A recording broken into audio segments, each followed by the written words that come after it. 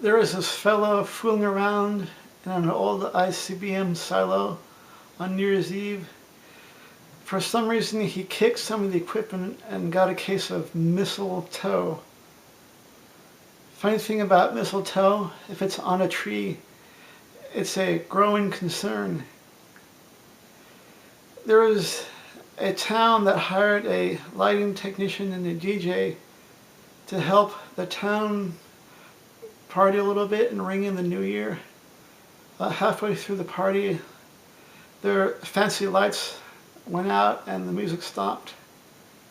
Around midnight, they dropped the ball for the second time.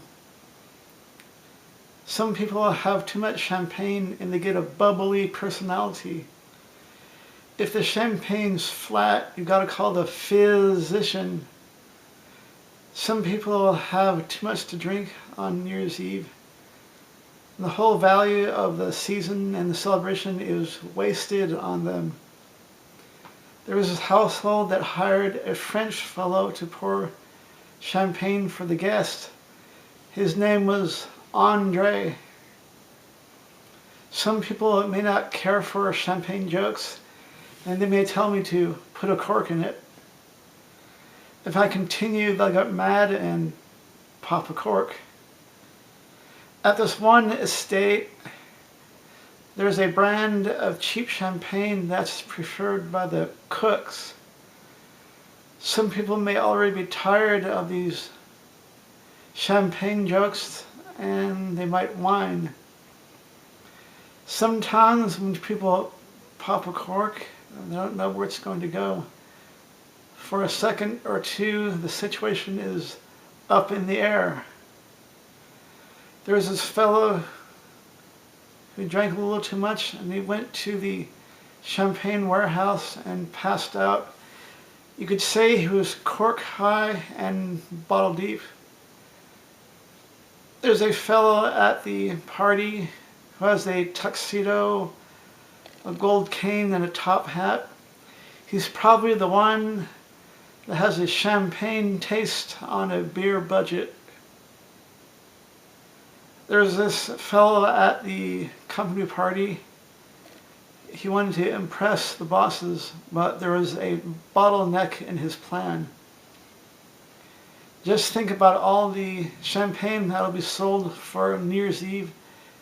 It staggers the imagination. Sometimes when a cork is popped off the bottle, it has an off-the-wall experience. There is a fellow that lit a firecracker and dropped it in a bowl of chips at the party. He said, "Let the chips fall where they may." Of course, his dad liked to pull pranks too, so this guy's just a chip off the old block. Fortunately, the homeowner was patient. He didn't have a chip on his shoulder. This guy brought some chips, dip and chips to the party. He said, "Where's the dip?" And they said, "Oh, he's in the corner. He's the one telling jokes. He has a lampshade on his head." I guess in that situation, temporarily, the chips are down for the carpeting. So the guests who made the mess will have to chip in and pay for a thorough carpet cleaning. It's what you call a snack attack. Of course, when the hostess is preparing for a party, she's going to cut the cheese.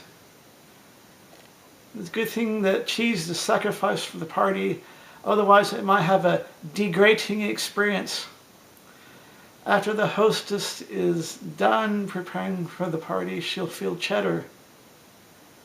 People will think it was mighty good of her to provide cheese for the party. Cheese jokes are funny any way you slice it, but some might consider the humor to be cheesy. Of course, she did chop up some blocks of cheese, so she's a real monster. Funny thing about cracker jokes, the humor can be a bit dry. The crackers often have a crummy experience. Although when they see the remains on the carpet, they say, "This party was smashing." There was a fellow that passed out at the party, so they drew on his face with markers and they put crackers on his head, his nose, and his eyes. You might say they were putting on the Ritz. After a party, the owner had goldfish in his pond, but the bad thing is they become soggy after a minute and they make a real mess. Of course, some people might have a real hangover after the party. They'll be feeling the wrath of grapes.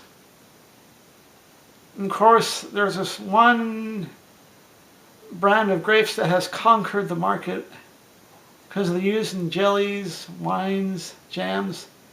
The smaller manufacturing companies are sour grapes about this one.